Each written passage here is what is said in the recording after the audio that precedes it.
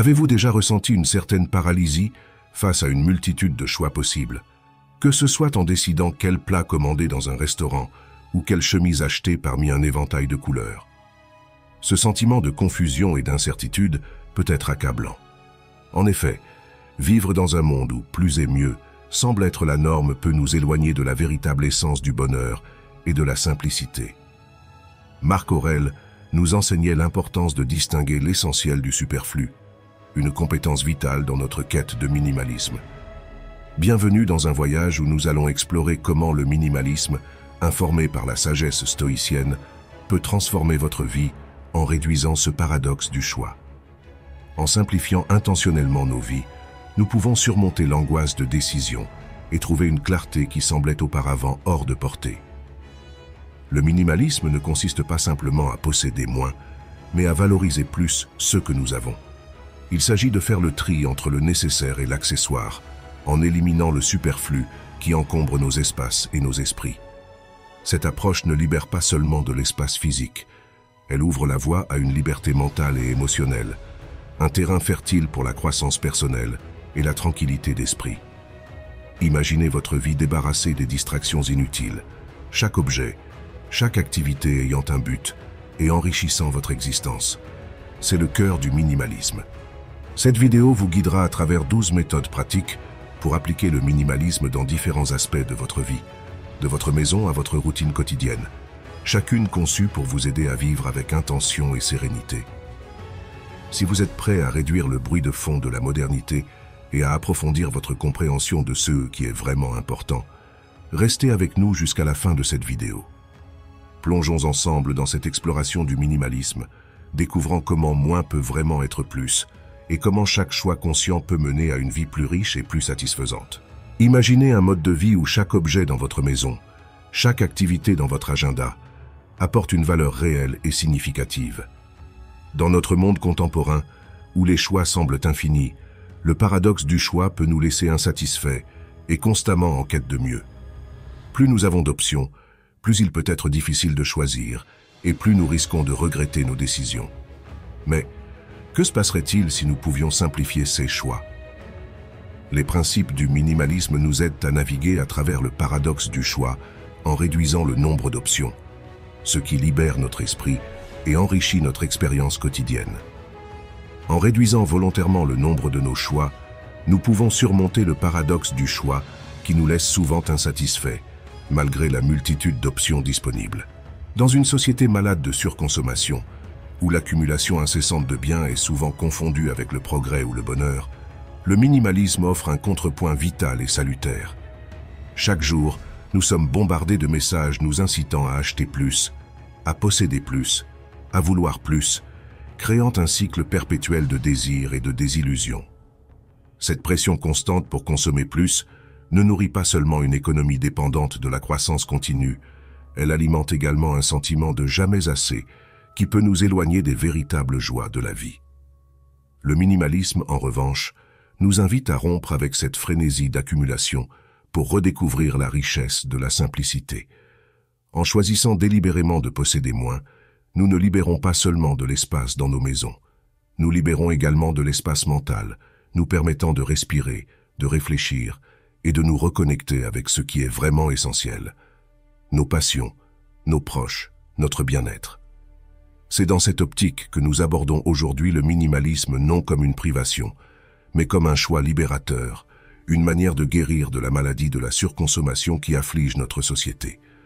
En suivant les principes stoïciens de simplicité et de contentement, nous pouvons créer une vie qui est non seulement durable en termes environnementaux, mais aussi profondément satisfaisante sur le plan personnel. Laissez-moi vous dire quelque chose d'audacieux. Le vrai luxe aujourd'hui n'est pas de posséder une montagne de biens matériels, mais de maîtriser l'art de vivre bien avec moins. C'est un luxe que l'argent ne peut acheter, un luxe qui nécessite courage, clarté et surtout la sagesse de reconnaître ce qui est essentiel. En 7 ans de surconsommation, choisir le minimalisme est un acte de rébellion, un défi lancé au visage d'une société qui mesure la valeur d'une vie à la quantité de ses possessions. Je vous invite donc à rester avec nous jusqu'à la fin, pour ne manquer aucun des conseils précieux qui pourraient changer votre manière de vivre. Et si vous trouvez de la valeur dans ce que nous partageons, N'oubliez pas de vous abonner à notre chaîne pour plus de contenu qui éclaire, inspire et transforme. Votre soutien en vous abonnant et en participant dans les commentaires aide notre communauté à grandir et à s'épanouir. Et si vous vous sentez inspiré, laissez un commentaire avec « moins pour mieux », suivi d'un aspect de votre vie que vous souhaitez simplifier. Point numéro 1. Identifiez ce qui est essentiel. Distinguez les besoins des désirs.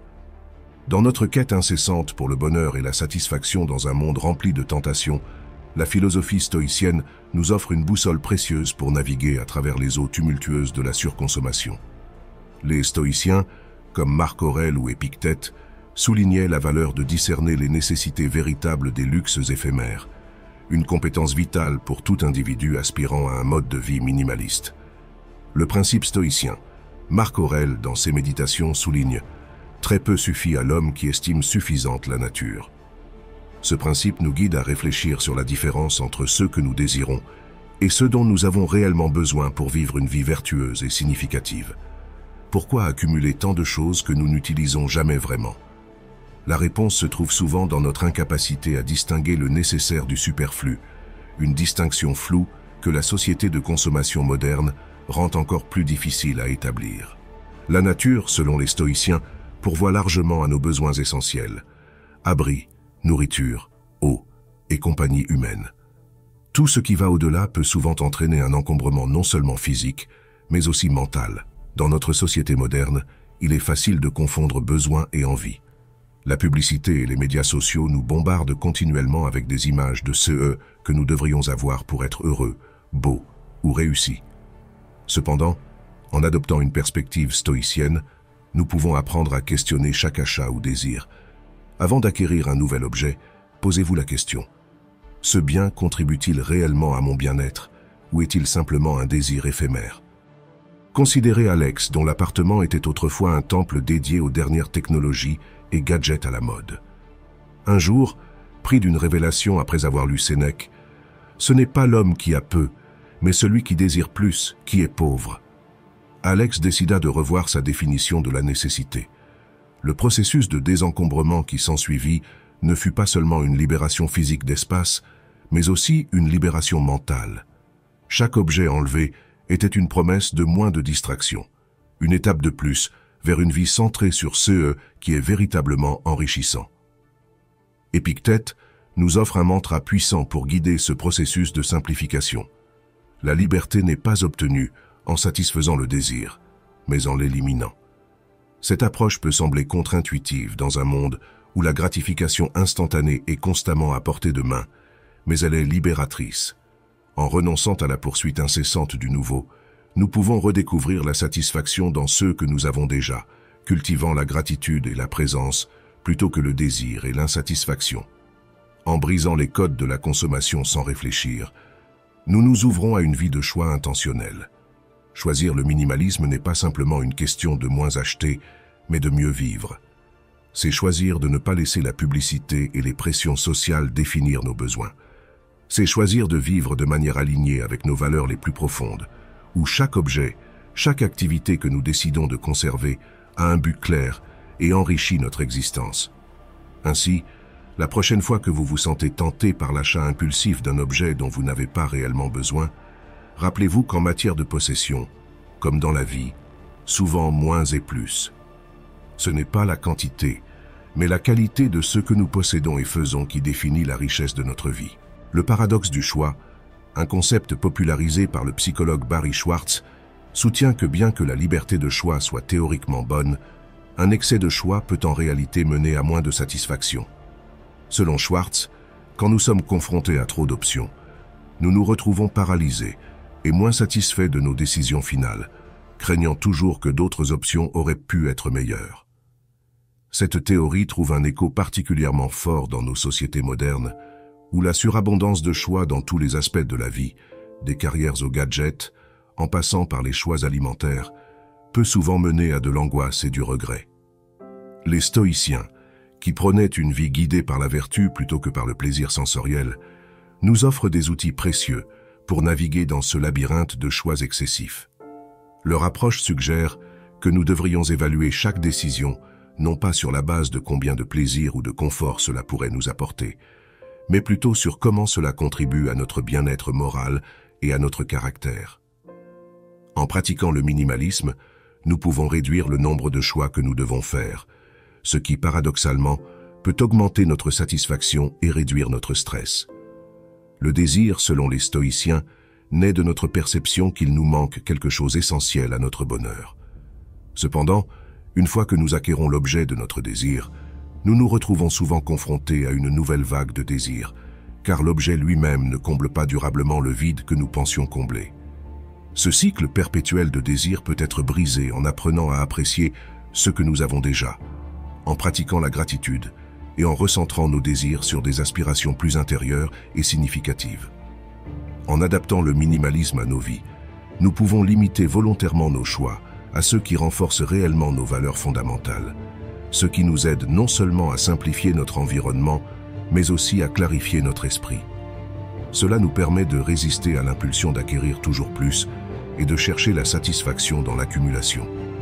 À la place, nous pouvons trouver une profondeur de contentement et de tranquillité d'esprit en reconnaissant que souvent, moins c'est plus. En conclusion, en combinant les principes stoïciens avec le minimalisme moderne, nous pouvons mieux gérer le paradoxe du choix en réduisant la complexité de nos décisions quotidiennes. Cela conduit à une vie moins encombrée, moins stressante et finalement plus enrichissante, où chaque choix que nous faisons est en harmonie avec nos principes les plus profonds. Point numéro 2. Réévaluer la nécessité et exprimer de la gratitude pour ceux que nous avons. Dans une société où le superflu est souvent déguisé en nécessaire, la pratique du minimalisme et les enseignements stoïciens convergent pour nous inviter à une réévaluation profonde de nos possessions matérielles. Cette démarche ne consiste pas seulement à réduire notre espace de vie ou à limiter le nombre de nos biens, mais à un véritable examen de conscience sur ceux qui contribuent réellement à notre bonheur et bien-être. Le minimalisme, tel qu'il gagne en popularité dans divers pays, nous met au défi de remettre en question la loi de Pareto, qui s'applique fréquemment à nos garde-robes.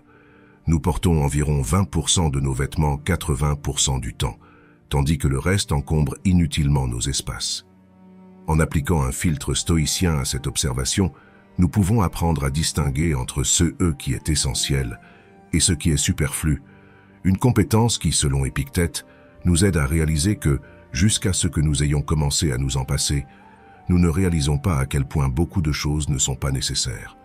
En pratiquant le minimalisme, nous ne faisons pas simplement le vide matériel, nous forgeons également une robustesse mentale qui nous libère de l'attachement aux possessions.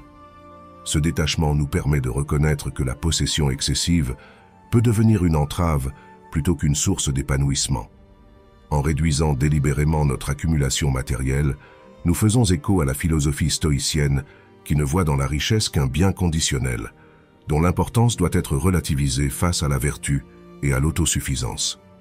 Cette intersection entre minimalisme et stoïcisme ne nie pas la possibilité d'atteindre la richesse, mais elle propose une approche plus éthique et réfléchie de son acquisition et de son utilisation. Le stoïcien moderne pourrait bien être un entrepreneur qui, tout en accédant à une certaine aisance financière, reste fidèle aux principes de modération et d'éthique. Ce n'est pas la richesse en elle-même qui est problématique, mais plutôt l'attachement et la dépendance excessive à celle-ci qui peuvent mener à une vie de esclave, comme le soulignait Épictète. Ainsi, en appliquant les principes du minimalisme et du stoïcisme à notre quotidien, nous apprenons à valoriser davantage notre temps et notre énergie, en les consacrant non pas à l'accumulation de biens, mais à l'enrichissement de notre vie intérieure et à la création de souvenirs authentiques. Cela nous conduit à un retour à l'essentiel, à une vie moins encombrée et plus alignée avec nos véritables besoins et aspirations. Ce réalignement nous offre une liberté nouvelle, celle de vivre selon nos principes, sans être entravé par un excès de possession ou par le jugement extérieur. Pratiquer la gratitude quotidienne. L'adoption d'une attitude de gratitude est profondément ancrée dans la philosophie stoïcienne, qui valorise la conscience et l'appréciation des bénédictions existantes plutôt que la quête incessante de possessions supplémentaires. Cette pratique peut servir de contrepoids puissant à notre tendance contemporaine à l'insatisfaction perpétuelle, où l'abondance des choix peut souvent mener à une dévaluation de ce que nous possédons déjà. La gratitude stoïcienne n'est pas une simple politesse superficielle, mais une reconnaissance profonde de la suffisance de ce qui est déjà à notre disposition. Épictète nous exhorte à chérir et à protéger ce que nous avons, nous rappelant que, si vous désirez quelque chose de grand, commencez par le petit. Cette perspective encourage à valoriser chaque aspect de notre vie, des relations personnelles au succès professionnel, en passant par notre santé et notre environnement. En pratique, intégrer une discipline de gratitude dans nos vies peut commencer par des rituels simples mais profonds. Par exemple, débuter chaque journée par quelques minutes de réflexion silencieuse sur les aspects de notre vie pour lesquels nous sommes reconnaissants peut transformer notre état d'esprit. Cela nous permet de commencer nos journées non pas avec un sentiment de manque ou de désir, mais avec une appréciation renouvelée pour notre existence. La gratitude nous aide également à rester ancrés et présents dans le moment, réduisant l'anxiété qui peut surgir de l'anticipation du futur ou des regrets du passé. En reconnaissant la valeur de l'instant présent et des ressources à notre disposition, nous développons une forme de contentement qui n'est pas tributaire des circonstances extérieures, mais plutôt d'une appréciation interne et constante. De plus, cette pratique de gratitude peut nous inciter à adopter un minimalisme plus réfléchi. En appréciant pleinement ce que nous avons, le désir compulsif d'acquérir plus peut diminuer, nous amenant à des choix de consommation plus conscients et mesurés. Cela se manifeste non seulement dans une réduction de l'acquisition de biens superflus, mais aussi dans une plus grande durabilité environnementale, car une consommation moindre se traduit souvent par une moindre empreinte écologique. En définitive, la gratitude quotidienne, telle que prônée par le stoïcisme, n'est pas seulement un antidote à la surconsommation. Elle est une voie vers une vie plus équilibrée, satisfaite et harmonieuse, où chaque jour est vécu non pas en quête de ce qui nous manque, mais en célébration de ce qui est déjà abondamment nôtre. Par ce changement de perspective, nous pouvons trouver une profonde tranquillité d'esprit et un bien-être durable qui transcende les possessions matérielles. Nous nous trouvons donc au carrefour entre réduction matérielle et émancipation philosophique, où chaque choix de renoncement à un objet devient aussi un acte de renforcement de l'esprit. C'est là que le minimalisme et le stoïcisme s'entremêlent efficacement, proposant un cadre de vie où la simplicité matérielle est au service d'une richesse intérieure. Le stoïcisme nous enseigne à traiter nos possessions comme des locataires temporaires dans notre vie. Ne dis jamais de quoi que ce soit « je l'ai perdu, mais je l'ai rendu », rappelle Épictète, soulignant l'impermanence de tous les biens matériels. La pratique de la pauvreté volontaire par certains stoïciens, qui adoptaient temporairement la vie d'un mendiant pour expérimenter et s'adapter à la privation, trouve un écho moderne dans le minimalisme extrême. Ce n'est pas seulement un exercice de survie, mais une puissante leçon de vie sur la capacité humaine à trouver le contentement avec peu, et une critique cinglante de la société de consommation qui évalue les individus sur la base de leurs possessions. Point numéro 3. Exercice de privation volontaire. Embrasser la simplicité pour renforcer l'âme. La pratique de la privation volontaire, telle que présentée par Sénèque, suggère un chemin vers une plus grande liberté intérieure et une résilience accrue face aux caprices de la fortune. En limitant volontairement notre dépendance au confort matériel, nous nous préparons à mieux résister aux épreuves et à valoriser ce qui est véritablement essentiel à notre bien-être. Sénèque, dans son traité de la tranquillité de l'âme, illustre cette idée en comparant les hommes de taille moyenne, capables de se protéger efficacement à la guerre grâce à leurs boucliers, à ceux dont la grande taille les rend plus vulnérables. De manière similaire, en réduisant nos possessions matérielles à l'essentiel, nous minimisons notre exposition aux aléas de la vie et renforçons notre agilité émotionnelle et spirituelle. Ce processus de simplification n'est pas une fin en soi, mais un moyen de cultiver une âme plus tranquille et moins dépendante des fluctuations de notre environnement externe. Mise en application pratique. Pour mettre en pratique cet exercice de minimalisme, commencez par identifier les objets qui n'ont pas été utilisés depuis longtemps. Posez-vous des questions telles que « Quand ai-je utilisé cet objet pour la dernière fois ? Prévois-je de l'utiliser prochainement ? Quelle émotion cet objet suscite-t-il en moi ?» Si la réponse indique un manque d'utilité ou d'attachement émotionnel, envisagez de vous en séparer. Cela peut être réalisé par le don, le recyclage ou simplement en jetant ce qui n'est plus nécessaire. Plutôt que de suivre une méthode strictement méthodique, considérez une approche plus holistique. Lors d'un grand nettoyage de votre espace de vie, chaque objet rencontré doit passer le test de l'utilité et de l'émotion. Si un objet ne suscite plus rien ou n'est plus utilisé, il est temps de le libérer. Cette approche peut également être étendue au domaine numérique, comme en témoigne l'exemple de la suppression d'applications non utilisées sur un smartphone. Ce nettoyage numérique peut réduire la surcharge d'informations et simplifier votre environnement technologique. Jeûne numérique. S'accorder des périodes où l'on s'abstient volontairement de toute technologie numérique. Cela peut être durant le week-end ou pendant certaines heures de la journée pour diminuer notre dépendance aux appareils et améliorer notre concentration et notre présence. Simplicité alimentaire. Pratiquer des jours où l'on choisit de manger des repas très simples, se limitant à des aliments de base sans excès. Cela aide non seulement à apprécier la nourriture que nous prenons souvent pour acquise, mais aussi à renforcer la discipline et la maîtrise de soi. Limitation des achats. Se fixer des périodes durant lesquelles aucun achat non essentiel n'est effectué. Cela pourrait être un mois sans achat ou une semaine spécifique. Cette pratique aide à distinguer les vrais besoins des désirs passagers et réduit l'accumulation de biens superflus. Après une semaine de mise en pratique, il est clair que la simplification matérielle apporte une légèreté non seulement physique, mais également psychologique. Cependant, il est important de noter que la privation volontaire ne doit pas nécessairement être punitive ou austère. Elle peut aussi être vue comme une opportunité de contemplation et de méditation sur ce qui est vraiment indispensable à notre bonheur et épanouissement. Bénéfice de la privation volontaire. Amélioration de la conscience de soi. En vous privant volontairement, vous devenez plus conscient de vos impulsions et de vos habitudes de consommation. Cette prise de conscience peut conduire à des changements de comportement plus durables. Augmentation de la gratitude. En vivant avec moins, même temporairement, vous développez une plus grande appréciation pour ce que vous avez. Cette gratitude peut conduire à un plus grand bonheur et satisfaction dans la vie. Renforcement de la résilience. La capacité à renoncer volontairement à certains conforts renforce la résilience mentale et émotionnelle, vous préparant mieux à faire face aux défis inattendus de la vie. Considérons l'exemple de Clara, qui a décidé de limiter son usage de la technologie après 20 heures chaque soir.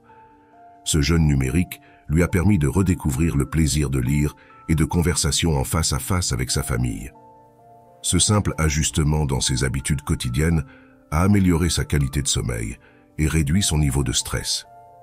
En intégrant ces pratiques de privation volontaire dans notre routine quotidienne, nous pouvons non seulement vivre plus en accord avec les principes stoïciens, mais aussi favoriser une vie minimaliste plus authentique et satisfaisante.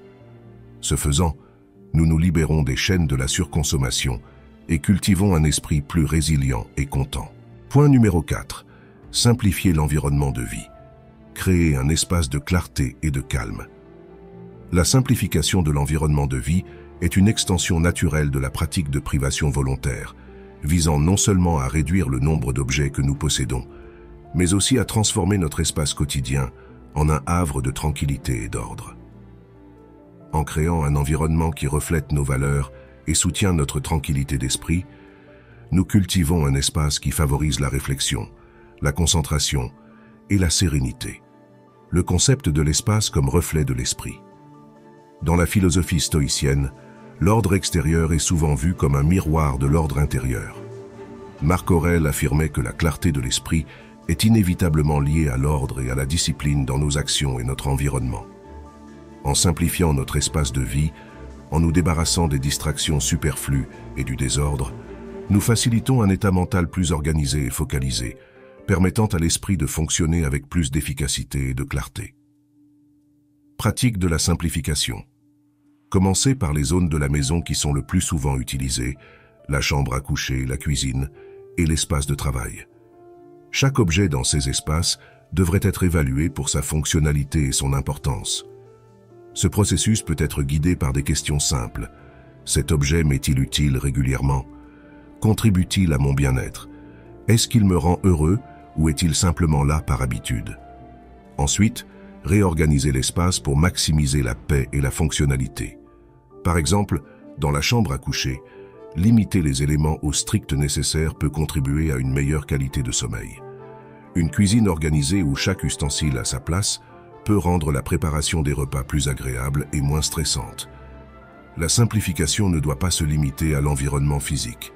Dans notre ère numérique, un espace numérique encombré peut être tout aussi stressant qu'un espace physique désordonné. Nettoyer régulièrement les fichiers numériques, organiser les dossiers sur l'ordinateur et désabonner des emails ou notifications inutiles peuvent considérablement réduire le stress et augmenter la productivité. Impact psychologique de la simplification. Les recherches montrent que les environnements encombrés peuvent augmenter les niveaux de cortisol, l'hormone du stress, tandis que les espaces épurés sont associés à des niveaux de bien-être et de détente plus élevés.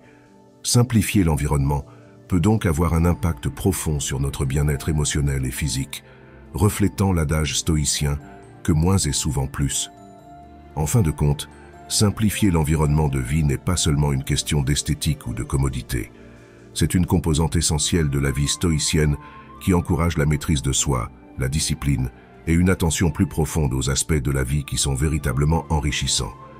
C'est une invitation constante à vivre de manière plus intentionnelle, en faisant de notre espace un allié dans notre quête de sagesse et de tranquillité d'esprit. Point numéro 5. Maîtriser les impulsions d'achat. Adopter une consommation réfléchie et intentionnelle. La maîtrise des impulsions d'achat est un aspect crucial du minimalisme et trouve une profonde résonance dans la philosophie stoïcienne, où le contrôle de soi et la discipline sont des vertus essentielles. Dans un monde où les incitations à consommer sont omniprésentes, apprendre à résister à ces impulsions peut mener à une plus grande liberté et bonheur intérieur. Stoïcisme et la consommation intentionnelle. Épictète nous rappelle que le bonheur ne consiste pas à acquérir et à jouir, mais à ne rien désirer, car il consiste à être libre. Cette idée est particulièrement pertinente dans le contexte de la consommation moderne. En adoptant une approche stoïcienne, nous sommes invités à réévaluer nos motivations d'achat, en nous interrogeant non seulement sur la nécessité d'un objet, mais aussi sur l'impact de sa possession sur notre liberté personnelle et notre paix intérieure.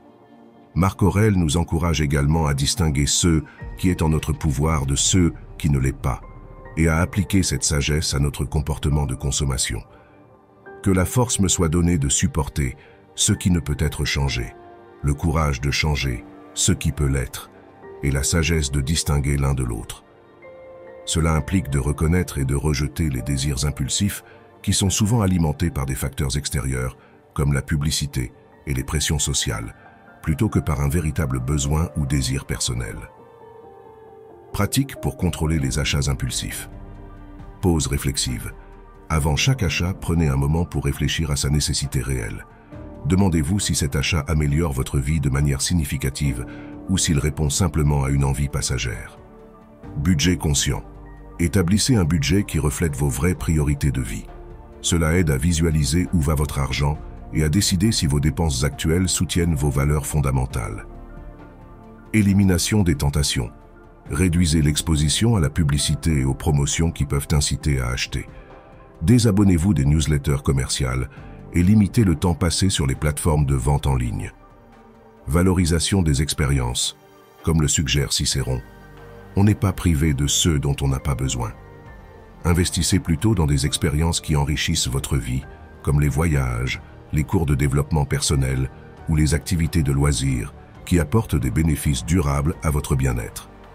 Réflexion sur les achats.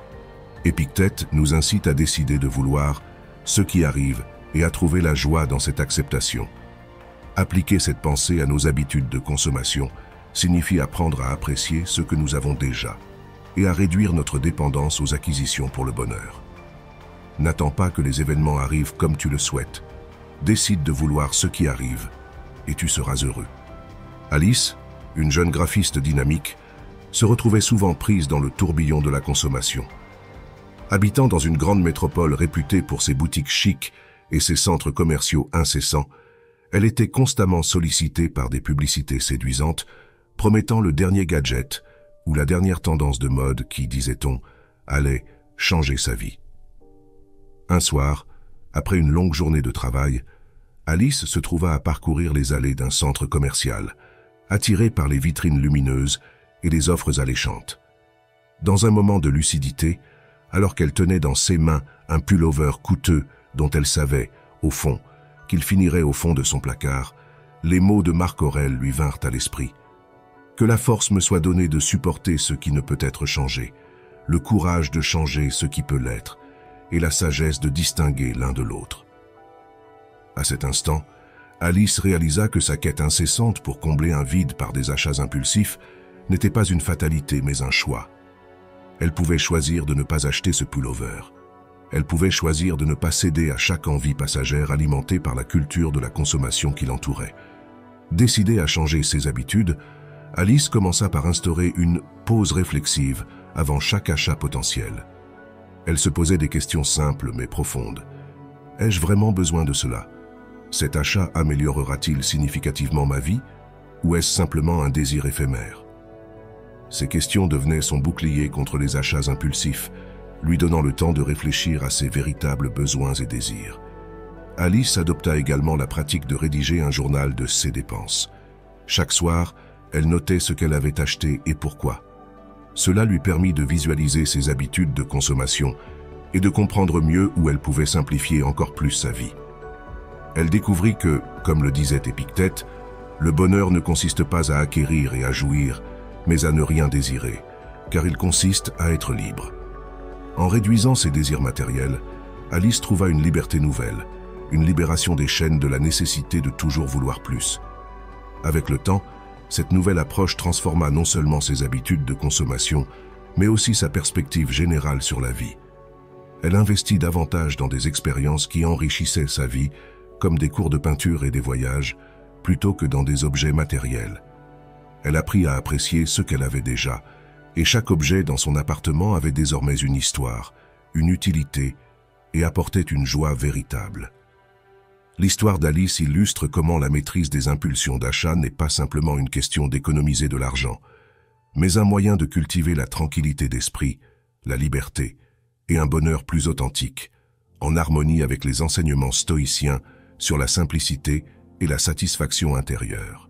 En fin de compte, maîtriser les impulsions d'achat permet non seulement de vivre de manière plus minimaliste et intentionnelle, mais aussi de retrouver une forme de liberté qui est au cœur du bonheur stoïcien.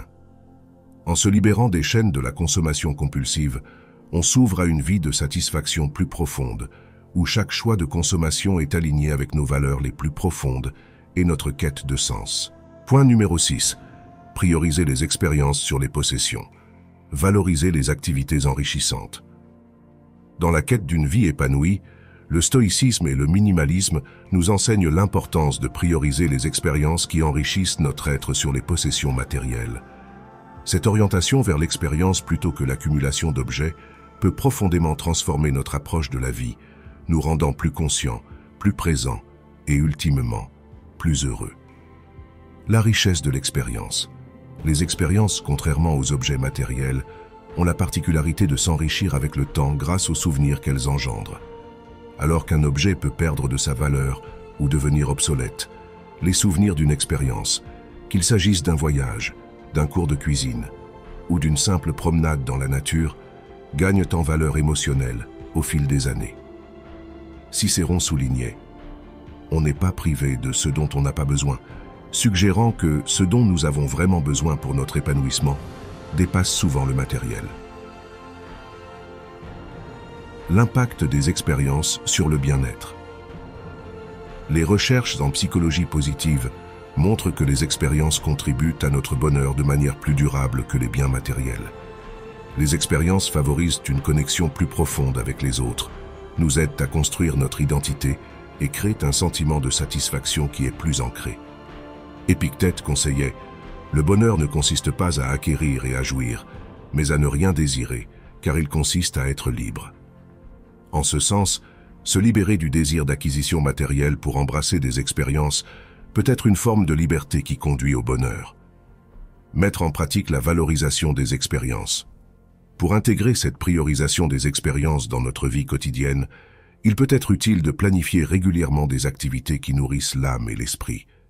Cela peut impliquer de réduire les dépenses en objets superflus pour économiser pour un voyage, s'inscrire à des cours qui nous passionnent, ou simplement allouer plus de temps à des activités de plein air avec des amis ou de la famille.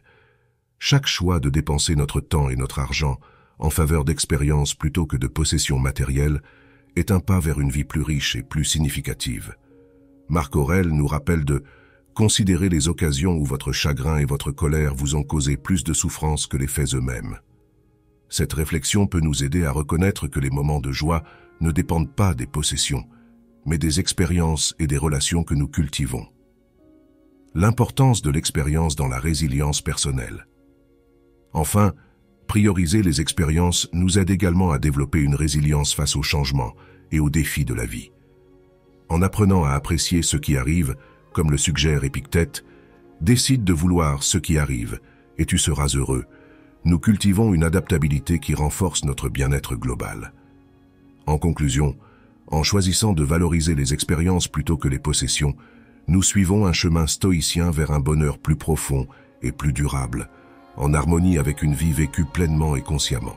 Point numéro 7. Cultiver la résilience émotionnelle. Apprendre à rester stable face aux changements et aux défis. La résilience émotionnelle est un pilier central de la philosophie stoïcienne qui prône la stabilité de l'esprit face aux vicissitudes de la vie. Cultiver cette capacité permet non seulement de naviguer les tempêtes de l'existence avec grâce, mais aussi de rester centré et serein malgré les fluctuations externes. L'importance de la résilience dans la vie moderne. Dans notre monde rapide et souvent imprévisible, la capacité à rester émotionnellement stable face aux défis est plus précieuse que jamais. Cette stabilité ne signifie pas l'absence de réaction ou d'émotion, mais la capacité de revenir rapidement à un état de calme et de réflexion après avoir été perturbé. Comme le souligne Épictète, ce qui dépend de toi, c'est d'accepter ou non ce qui ne dépend pas de toi. Simon était un jeune professionnel travaillant dans une entreprise en pleine croissance. Malgré son succès apparent, il se sentait souvent submergé par le stress et l'incertitude, surtout lorsqu'il était confronté à des échéances serrées ou à des changements inattendus dans ses projets. Chaque obstacle semblait ébranler sa confiance et perturber son bien-être. Un jour, après une réunion particulièrement difficile où un projet majeur avait été critiqué, Simon se retrouva à méditer sur les paroles de Marc Aurèle. Considérez les occasions où votre chagrin et votre colère vous ont causé plus de souffrance que les faits eux-mêmes. Réalisant que sa réaction émotionnelle aux événements était souvent plus douloureuse que les événements eux-mêmes, Simon décida de développer activement sa résilience émotionnelle. Il commença par intégrer des pratiques quotidiennes de méditation et de réflexion stoïcienne, prenant un moment chaque matin pour se préparer mentalement aux défis potentiels de la journée. Il se concentrait sur l'acceptation de ce qu'il ne pouvait pas changer et sur le renforcement de son courage pour agir efficacement sur ceux qu'il pouvait influencer. Simon adopta également l'habitude de tenir un journal stoïcien, où il notait ses réactions émotionnelles aux diverses situations et examinait comment il pourrait les gérer plus efficacement à l'avenir. Cette pratique lui permit de voir des modèles dans ses réactions et de développer des stratégies pour rester calme et centré, même sous pression. Impact à long terme. Au fil du temps, les collègues de Simon commencèrent à remarquer un changement dans son comportement. Là où il aurait autrefois réagi avec frustration ou désespoir, il affichait désormais une sérénité rassurante. Sa capacité à rester stable et réfléchi, même dans les moments difficiles, lui valut le respect et la confiance de son équipe. De plus, Simon découvrit que sa nouvelle résilience émotionnelle avait des répercussions positives bien au-delà de son environnement professionnel. Dans sa vie personnelle, il trouvait désormais plus de joie et moins d'anxiété, capable d'apprécier les hauts et de gérer les bas avec une grâce stoïcienne. En cultivant la résilience émotionnelle, Simon avait non seulement transformé sa propre vie, mais avait également influencé positivement ceux autour de lui, démontrant par l'exemple que la stabilité émotionnelle n'est pas une disposition innée, mais une compétence qui peut être développée et renforcée avec intention et pratique. Point numéro 8. Réduire les choix numériques. Limiter l'usage des technologies pour diminuer la surcharge d'informations. Dans notre ère numérique, la surabondance d'informations et de choix peut devenir une source majeure de stress et de distraction. Les stoïciens, bien que de leur temps ne pouvaient pas imaginer la technologie moderne, offrent des principes qui peuvent nous aider à naviguer dans ce paysage numérique complexe. En réduisant nos choix numériques, nous pouvons simplifier notre vie quotidienne, renforcer notre attention et améliorer notre bien-être général. Importance de limiter les distractions numériques. La surcharge d'informations numériques peut souvent mener à une dispersion de l'attention, à une réduction de la productivité et même à une détérioration de la santé mentale. Comme le souligne Épictète, ce qui dépend de toi, c'est d'accepter ou non ce qui ne dépend pas de toi. Dans le contexte numérique, cela signifie exercer un contrôle conscient sur notre environnement numérique pour ne pas se laisser submerger par CE qui échappent à notre contrôle immédiat. Stratégie pour une gestion efficace des choix numériques. Rationaliser les notifications. Commencez par désactiver les notifications non essentielles sur vos appareils. Cela réduit les interruptions constantes et vous permet de reprendre le contrôle de votre attention. Curation des applications et des médias sociaux. Évaluez régulièrement les applications et les plateformes de médias sociaux que vous utilisez. Désinstallez celles qui ne servent pas un but précis ou qui contribuent à une surcharge d'informations. Comme Cicéron l'a dit, on n'est pas privé de ceux dont on n'a pas besoin. Si une application ne vous est pas nécessaire, se débarrasser de celle-ci peut alléger votre espace numérique. Instaurez des plages de déconnexion. Définissez des périodes pendant lesquelles vous vous déconnectez complètement de vos dispositifs numériques. Ces plages de déconnexion peuvent être des moments précieux pour se reconnecter avec soi-même et avec les autres sans la médiation des écrans. Léna, une enseignante, se retrouvait souvent épuisée à la fin de la journée, non pas tant à cause de ses interactions avec les élèves, mais plutôt en raison du temps passé à naviguer entre différents outils numériques et à répondre à des emails incessants. Inspirée par les principes stoïciens, elle décida de prendre des mesures pour réduire sa charge numérique. Elle commença par évaluer toutes les applications sur son téléphone et son ordinateur, se débarrassant de toutes celles qui étaient superflues ou qui duplicaient des fonctions. Elle désactiva ensuite les notifications de toutes les applications à l'exception de celles qui étaient essentielles pour son travail et sa vie personnelle. Léna instaura également une règle selon laquelle aucune technologie n'était permise lors des repas ou pendant les heures passées avec sa famille. Cette simple mesure permit à Léna et à sa famille de profiter de moments de qualité, pleinement présents les uns aux autres. Impact de la réduction des choix numériques. Au fil des semaines, Léna remarqua une diminution significative de son stress quotidien. Elle se sentait plus calme, plus centrée et plus capable de gérer les défis sans se sentir submergée. Sa qualité de sommeil s'améliora et elle retrouva du plaisir dans des activités qu'elle avait négligées, comme la lecture et la marche en nature. En réduisant ses choix numériques, Léna appliqua les enseignements stoïciens à sa vie moderne, démontrant que même dans notre monde connecté, nous pouvons préserver notre tranquillité d'esprit et notre bien-être en choisissant délibérément où, quand et comment engager notre attention et notre énergie. Point numéro 9. Focaliser sur les relations personnelles. Approfondir les connexions humaines au lieu de la quantité de contacts. Dans la philosophie stoïcienne, l'importance de cultiver des relations de qualité est une constante. Les stoïciens, comme Sénèque et Épictète, mettaient l'accent sur l'importance des relations humaines authentiques pour une vie équilibrée et heureuse. Dans notre monde hyper connecté, où les relations sont souvent superficielles et mesurées par le nombre de likes ou de followers, il devient crucial de recentrer notre attention sur des interactions plus significatives. L'importance des relations de qualité. La qualité des relations a un impact profond sur notre bien-être. Des études montrent que des relations fortes et de qualité peuvent nous protéger contre les effets néfastes du stress, améliorer notre santé mentale et même prolonger notre espérance de vie. Comme le dit Marc Aurèle, considérez les occasions où votre chagrin et votre colère vous ont causé plus de souffrance que les faits eux-mêmes. Cela peut souvent être atténué par le soutien et la compréhension que nous recevons de nos proches. Stratégie pour renforcer les relations personnelles. Qualité sur la quantité. Faites un effort conscient pour investir du temps et de l'énergie dans les relations qui vous enrichissent. Cela peut signifier prendre l'habitude de rencontrer régulièrement des amis ou des membres de la famille, ou simplement passer du temps de qualité avec eux, sans distraction numérique.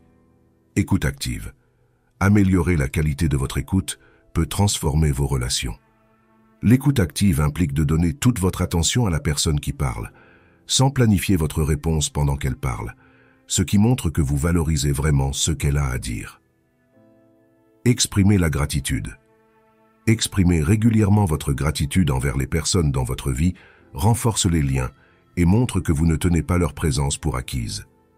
Cela peut être aussi simple que de dire merci pour leur soutien ou de reconnaître leurs efforts et leurs contributions à votre vie. L'histoire de Julia, cultiver des relations profondes.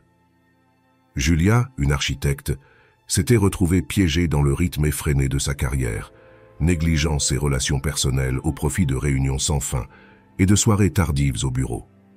Après avoir lu sur les vertus stoïciennes de l'amitié et de la communauté, Julia décida de réévaluer ses priorités.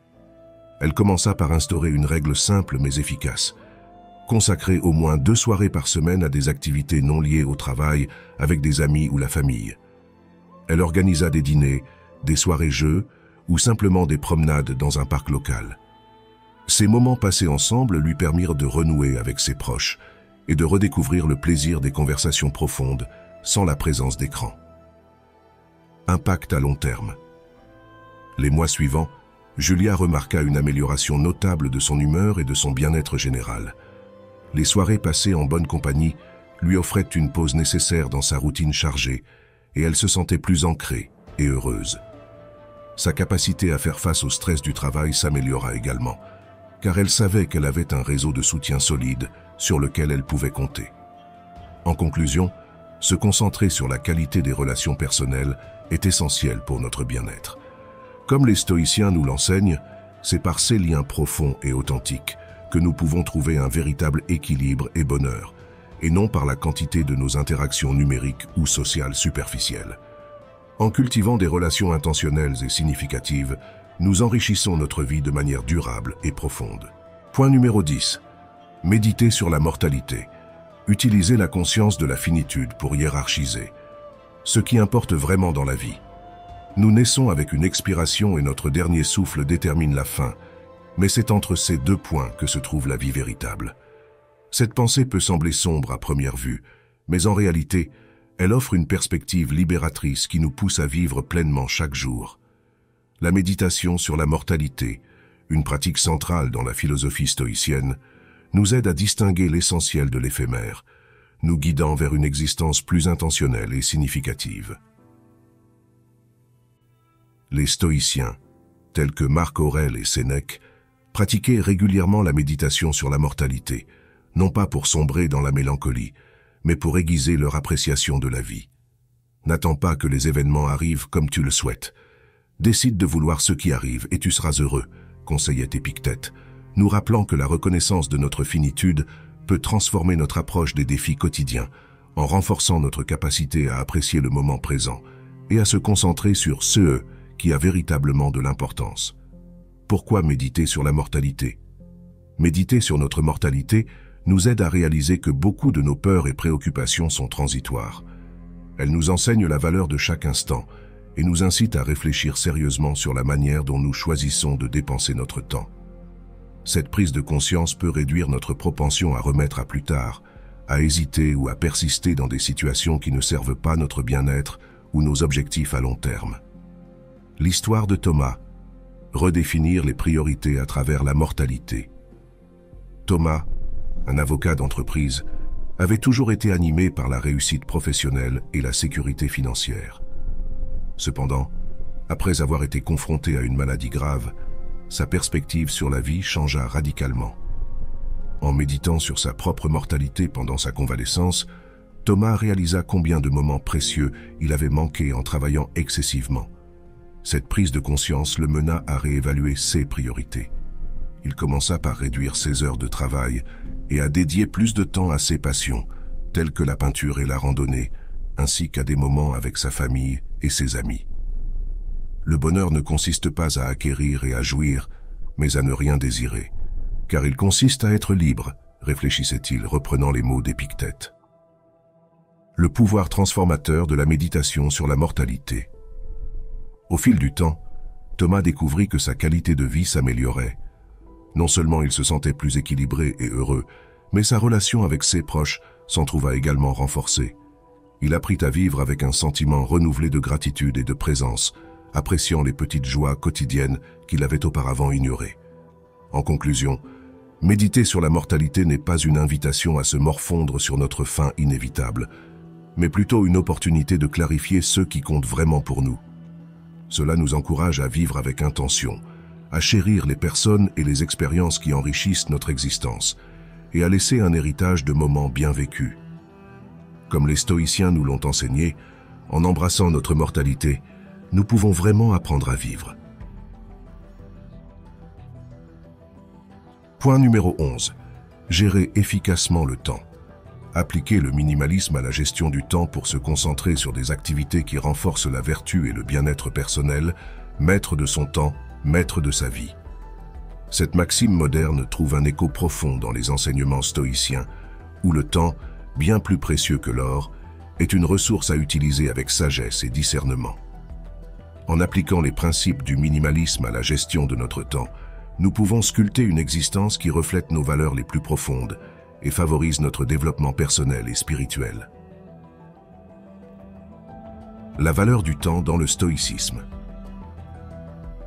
Pour les stoïciens comme Sénèque, chaque moment est une opportunité pour pratiquer la vertu et progresser vers une vie meilleure. Ce n'est pas que nous avons peu de temps, mais que nous en perdons beaucoup, remarquait-il. Cette perspective nous pousse à réfléchir sur la manière dont nous choisissons d'employer notre temps, souvent dilapidé en distractions ou en activités peu enrichissantes. Principe pour une gestion minimaliste du temps. Priorisation. Déterminez ce qui est essentiel pour votre bien-être et développement. Cela peut impliquer de définir clairement vos objectifs à long terme et de comprendre les actions quotidiennes qui contribueront à ces objectifs. Élimination des distractions. Réduire les interruptions et les distractions, comme les notifications constantes des appareils numériques ou les obligations sociales qui n'apportent pas de valeur significative à votre vie. Planification et routine. Établir une routine quotidienne qui alloue du temps pour le travail, la réflexion, le repos et, crucialement, pour les interactions significatives. Une structure peut aider à utiliser le temps de manière plus efficace et intentionnelle. L'histoire de Mia, transformer la gestion du temps. Mia, une entrepreneure dans le secteur technologique, se sentait constamment débordée par ses multiples engagements. Entre les réunions, les emails et les exigences sociales, elle trouvait peu de temps pour elle-même, ce qui affectait sa santé et son moral. Inspirée par les principes stoïciens de simplicité et de focalisation, Mia décida de reprendre le contrôle de son emploi du temps.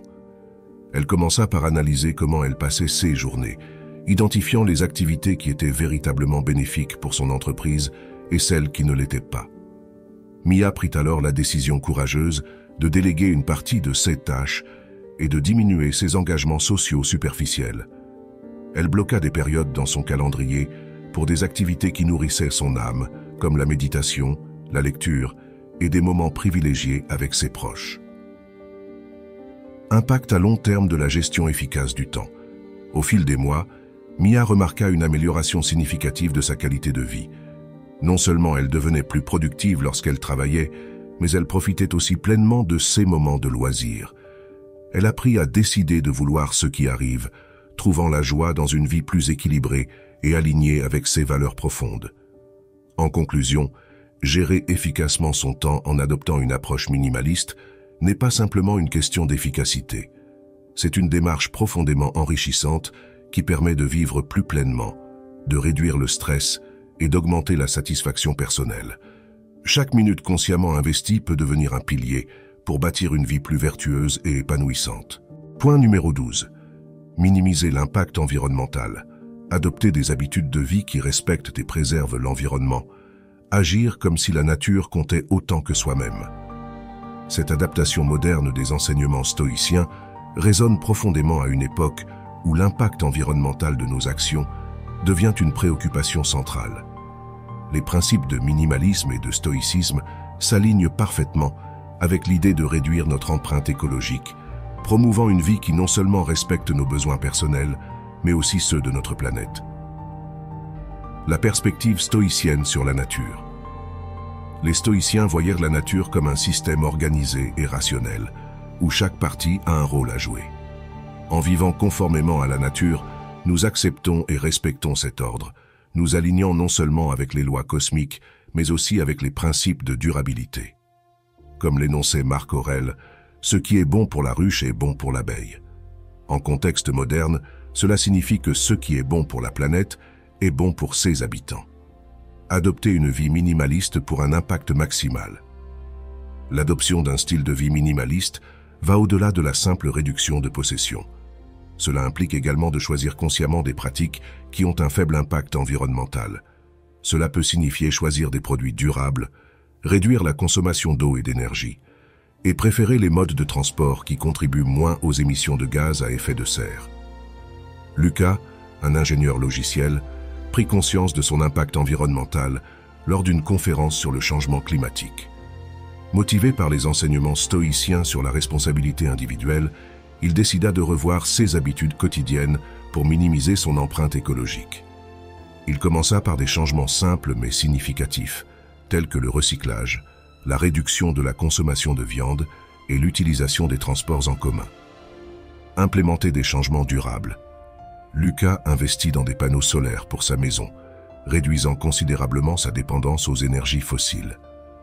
Il adopta également l'habitude d'acheter des produits locaux et de saison, soutenant l'économie locale tout en réduisant les émissions dues au transport de marchandises.